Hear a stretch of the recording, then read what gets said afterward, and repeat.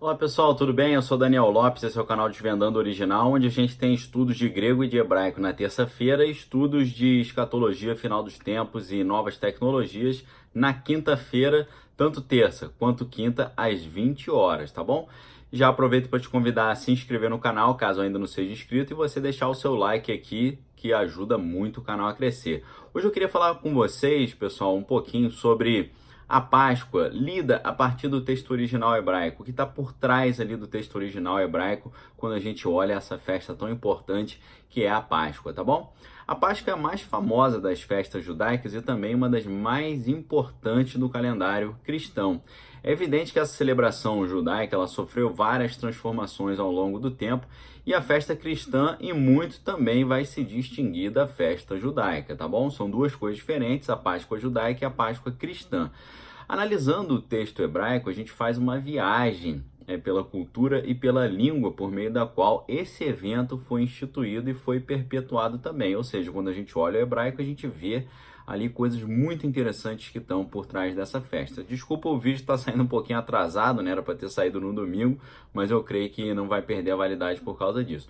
A palavra hebraica para Páscoa é Pessar. E a palavra Pessar significa isenção, significa passar, significa pular por cima, entre outras coisas. Mas esse significado é bem interessante, significado de estar isento. Esse termo traz à memória, por exemplo, a isenção fiscal, quando uma pessoa é liberada de pagar um tributo.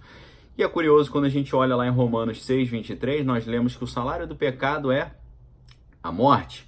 Ou seja, todos que pecaram deveriam morrer, deveriam pagar por esse pecado. Assim, os judeus que se encontravam no Egito também eram réus de morte, alvos do ataque do anjo da morte por causa dos seus pecados. Todavia, o mesmo versículo 23 de Romanos 6 nos dá esperança, né? Porque o salário do pecado é a morte, mas o dom gratuito de Deus é a vida eterna em Cristo Jesus, nosso Senhor. João Batista, ao ver Jesus, e isso é bem interessante, ele anunciou que Jesus era o Cordeiro de Deus que tira o pecado do mundo, está lá em João 1:29. E aqueles que no Egito tomaram a posse desse sangue do Cordeiro de Deus, tornaram-se o quê? Isentos de pagar o preço do pecado com a morte dos seus filhos primogênitos. Então olha que interessante, a palavra Pessar, Páscoa, também significa estar isento de pagar um imposto ou uma dívida. E foi isso que nós vemos lá no Egito, quando o anjo da morte veio, mas ele passou por cima, ou seja, ele deu um pulo, ele fez um Pessar, ele passou adiante das casas que tinham sangue do Cordeiro, porque as casas que tinham sangue do Cordeiro estavam isentas de pagar esse tributo da morte. A palavra Pessar, ela está relacionada a passar em hebraico também, que significa pular ou passar por cima, que é a tradução literal em inglês, por exemplo, de Páscoa. Páscoa em inglês você pode chamar de Easter, que tem a ver até com a questão do Oriente, e também de Astarote, é um nome que não é tão legal, mas a outra expressão em inglês para Páscoa é bem legal, que é Passover, né? Passover é passar por cima.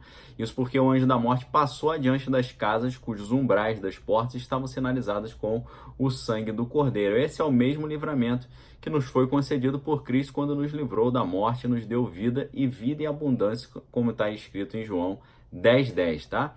Mas o interessante é que a palavra Pessar, ela também está diretamente relacionada à palavra pissear. E pissear significa manco ou coxo, pois remete à pessoa que puxa ou pula uma perna. Isso que é legal. Eu disse para vocês que a palavra Páscoa vem de Pessar em hebraico, que significa pular. Ela está relacionada com a palavra pissear, que é manco, porque o manco é como se ele passa a perna, ele arrasta a perna ou ele faz a perna pular, né, levantando a perna que não funciona. E aí tem uma coisa muito interessante nessa comparação entre Páscoa, passar e manco ou coxo. Porque dessa maneira, quando nós lemos lá em Êxodo 12:21 que o povo tinha que imolar a Páscoa, a gente pode traduzir essa expressão como imolar o coxo, imolar o manco. Nesse momento nós lembramos de um personagem muito especial da Bíblia que é Jacó. Jacó ficou manco, ficou coxo. Quando retornava para sua terra natal, o Jacó ele foi surpreendido por um anjo que lutou com ele, né? Você conhece muito bem essa história, né? Em Gênesis 32:25, nós lemos que quando o anjo viu que não prevalecia contra Jacó, ele tocou a junta da coxa de Jacó, que se deslocou, enquanto lutava. Desde aquele dia, Jacó, que virou Israel, passou a mancar de uma perna, tornando-se coxo. Dessa maneira, imolar o coxo pode ser interpretado como imolar Jacó ou sacrificar o Jacó, tá certo? Mas o cordeiro sacrificado na Páscoa deveria ser perfeito, sem mancha e sem mácula, né? Olha que interessante isso, então, essa comparação entre Pessar, que é passar, e Pissear, que é manco. Quando Deus fala que você precisa sacrificar a Páscoa, né? Essa expressão é usada na Bíblia, ele está querendo que você tem que abrir mão do coxo. A gente pode fazer essa leitura. É claro que isso aqui é uma metáfora, eu não estou dizendo que o texto da Bíblia significa isso. Eu estou fazendo uma elucubração, uma metáfora, uma brincadeira aqui em cima do texto original hebraico, tá? Antes que você fale que eu estou interpretando errado, eu não estou interpretando, estou fazendo uma brincadeira com as variações dos significados da palavra e o seu campo lexical, sua rede de conexão etimológica com as palavras que dão origem à palavra Páscoa e manco e coxo. Então, para você participar da Páscoa, você tem que liberar aquilo que é manco, aquilo que não vale, aquilo que é imperfeito, aquilo que é problemático. Você tem que sacrificar aquilo que não é bom para você, que era o Jacó, que era o usurpador, que virou Israel, que é o príncipe de Deus. Mas a grande questão é como sacrificar esse coxo, como tirar aquilo que está manco da nossa vida. Nesses momentos, a gente tem uma mudança radical de perspectiva. Por quê? No Antigo Testamento, o coxo era uma pessoa amaldiçoada e rejeitada, e nenhum animal coxo poderia ser sacrificado a Deus, e nenhuma pessoa coxa poderia entrar na presença de Deus. Em Levítico 21:18, por exemplo, nós lemos que nenhum homem que tiver algum defeito se chegará, como homem cego ou coxo. Coxo é a palavra pissear, que está diretamente relacionado com Pessar, que é a Páscoa, ou de nariz chato ou de membros demasiadamente compridos. Lá em Deuteronômio 15:21, nós lemos também que se o animal a ser sacrificado tivesse algum defeito, sendo coxo, a palavra pissear de novo aparece ali em Deuteronômio, coxo, cego, tivesse alguma outra deformidade, esse não deveria ser entregue ao Senhor. O próprio profeta Malaquias, por sua vez, anunciou a indignação de Deus com algumas pessoas que estavam sacrificando animais coxos, o que era inaceitável, como está escrito em Malaquias 1:13. Na Páscoa, nenhum animal coxo ou manco poderia ser entregue a Deus. Nós concluímos, portanto, que Jacó deveria ser rejeitado. Sim, o velho homem Jacó, o enganador, o usurpador, ele deve ser deixado para trás. Jacó parece ter dado ouvido a um ensinamento divino, que está lá em Mateus 18:8, que diz assim: se pôs a tua mão ao teu pé, te fizer tropeçar, corta-o, lança-o de ti. Melhor te é entrar na vida aleijado ou coxo do que tendo duas mãos ou dois pés ser lançado no fogo eterno. Jacó, ou seja, ele foi feito coxo, pois era a sua perna que o fazia tropeçar, já que Jacó significa usurpador, mas a palavra Yaakov, que é usurpador, vem da palavra Akev, em hebraico, que significa calcanhar, ou seja, o problema de Jacó simbolicamente estava na perna, porque ele usava a perna para passar a perna nos outros, entendeu? Então essa ideia de Páscoa e coxo e sacrifício significa que você tem que deixar de ser uma pessoa que passa a perna nos outros. E para mostrar para Jacó que ele não deveria mais passar a perna nos outros, Deus inutilizou a sua perna, tornando a sua perna coxa e manca. É mais ou menos espiritualmente o que tem que acontecer conosco para que nós possamos participar da Páscoa e ter esse livramento divino da parte do Senhor. Ou seja, Jacó lançou fora o que o fazia tropeçar e entrou na vida. Ele abdicou da sua desenvoltura, da sua destreza no andar e no correr, mas alcançou o quê? A aprovação de Deus, o que é muito melhor, tá?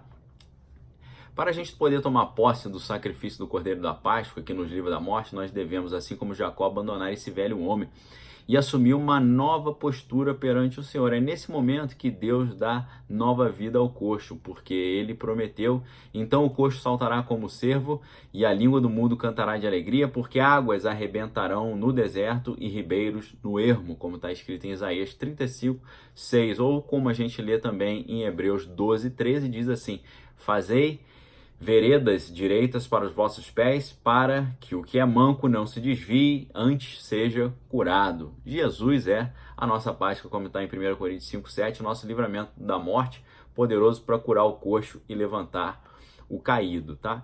Jacó, ele foi curado no momento da sua luta com o anjo. Ele reconheceu sua condição pecadora e se humilhou na presença de Deus. Jacó, que nasceu segurando o calcanhar do seu irmão, daí o seu nome Yaakov, né, que é aquele que segura o calcanhar, ou usurpador e enganador. Posteriormente ele usurpou, você conhece a história, ele usurpou a bênção que pertencia ao seu irmão Esaú e tentou tentou sempre enganar, ou seja, puxar a perna ou passar a perna nos outros. E agora esse que passava a perna nos outros tem a perna puxada e danificada por uma ação divina. Isso fez o quê? Isso esvaziou Jacó de toda a sua vaidade e o deixou preparado e pronto para receber a cura de Deus, tá?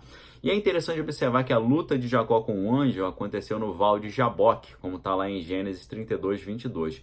A palavra Jaboque em hebraico é Yabok, que significa brotar, ou seja, naquele local a causa das desventuras de Jacó brotou, ele entendeu qual era a fonte dos seus problemas, ela se tornou manifesta, o que facilitou a sua libertação desse mal. Lá, naquele local, no val de Yabok, Jacó teve o seu pecado perdoado, ele assumiu o sacrifício do Cordeiro da Paz, que foi liberto da morte, já que o seu irmão Esaú intentava matá-lo. Além disso, é interessante a gente observar que Yabok vem de Bakak em hebraico, que significa luta ou vazio, ou seja, nesse momento da luta, Jacó se esvaziou de toda a sua vaidade e arrogância e assumiu forma de servo, se humilhando perante a Deus e permitindo que Deus fizesse nele morada, como na passagem de Filipenses 2, de 5 a 8, que diz: tende em vós aquele mesmo sentimento que houve também em Cristo Jesus, o qual, subsistindo em forma de Deus, não considerou ser igual a Deus, coisa que se deveria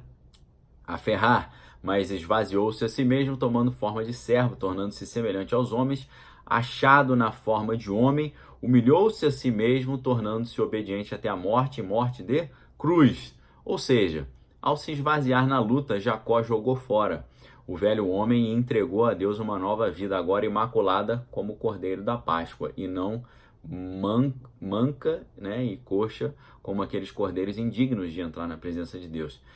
Finalmente, para concluir, a gente volta no versículo de Êxodo 12, 21, quando Moisés afirma que cada família deveria imolar a Páscoa, ou seja, a palavra imolar em hebraico é shahat, vem de uma raiz que é shar, que significa jogar no poço. Isso é bem interessante, porque um dos filhos de Jacó, José, ele seria no futuro jogado no poço pelos seus próprios irmãos. Ele foi lançado à morte por meio dos seus próprios parentes, mas aprove a Deus livrá-lo da morte, assim como aconteceu com nosso Senhor Jesus, nosso Cordeiro, que foi entregue à morte, mas trazido de volta à vida pelo poder de Deus. Ou seja, em Jacó estava já uma pré-figuração do Messias, do Cristo. Conclusão, queridos: todo aquele que invocar o sangue do Cordeiro da Páscoa, porque é poderoso para tirar o pecado do mundo, será livre da morte, assim como foram todos aqueles que no Egito obedeceram à ordem divina e tomaram posse da salvação pelo sangue do Cordeiro. Tá bom, pessoal?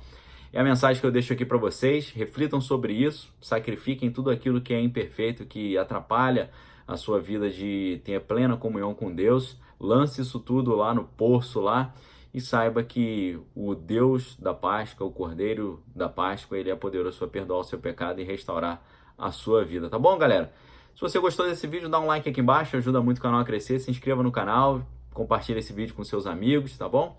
Clica no sininho das notificações para você ficar ciente do que está acontecendo. E eu agradeço a vocês aí pela audiência e convido vocês para, na quinta-feira, nós analisarmos mais um vídeo sobre escatologia, final dos tempos, nova ordem mundial, novas tecnologias e assuntos afins, tá bom? Obrigado pelo apoio de vocês, um abraço, valeu!